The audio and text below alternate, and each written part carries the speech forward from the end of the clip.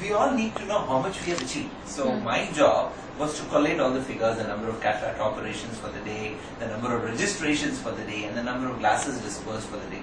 Right? So this used to, I used to compare it with last year's numbers. He said that we have, the best thing about the 6th ICAP was from day one we broke all the records. And that was what, and then he said, oh, 100 more to go for breaking a record, or we used to have a kind of a timing, and that was almost like a ritual. And then everybody used to feel so great about it, and I enjoyed my 15 minutes of fame, if I may put it. And that has been on YouTube. And the fun part was that which is something interesting now that I just wanted. There was not an iota of selfishness. Nobody wanted anything for themselves, right? And children. We had all these newspaper people. We had all the what do you call it? The politicians. We had the local cameramen. They actually used to win when said, "Come, let's have why don't you be on camera?" And then the adults, the Frenchies had to do the French teachers were doing it. The children were not even bothered 1 minute whether because the work was the reward. The reward was not something that you get a pat or a certificate at the end of it. The work was so rewarding. You work and you get the joy of it. That was what was the core aspect of an ICAP every time. Where a kid used to say, one of the Indian kids said, "I don't want a certificate." He said, and he put it so beautifully. He said, "Normally you look for a certificate when you've not done a great job." And you want it, right? But when you've done a truly great job, the job is the certificate, right? The work is the reward.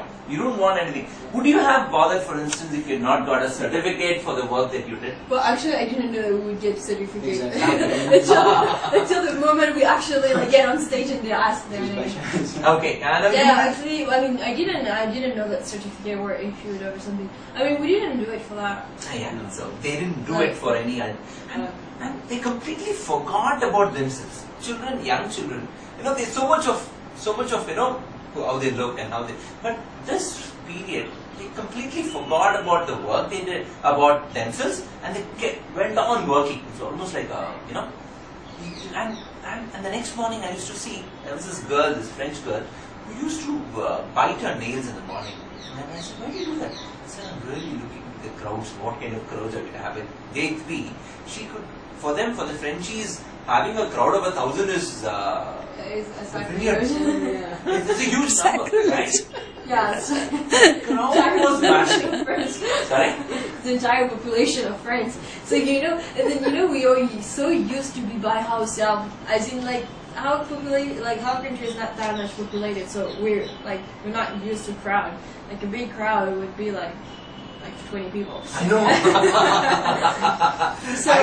When I went to France, they had 100 people. Oh, it's a success. They said 100 is a success. Yeah, exactly. So you have those differences, and I think also coming from a prestigious school in France, in Paris, capital and everything, they were really happy to come back to the source, come back to something simple, and find themselves out of the metro, out of noise, out of just simple work for people, and just make you feel good when you do something good. So everyone was looking for that, and by the end of the week you have some some kind of purity in you. You say, "Oh, I've done something good, and I didn't do it for any further purpose. I just do it for the people." And this is something important that you don't have. Even if you want to, unless you just sacrifice your entire life for charity or something, that you don't have that much opportunity to do this kind of stuff. And even for especially us, in our countries. yeah, exactly. Especially for us, we see Africa, we know those poor countries, but you most of the time you just stay behind the screen of a TV. It doesn't go beyond that. For once, you can see with your eyes those people, touch them, smell them, just look at them, and it's just a source of energy.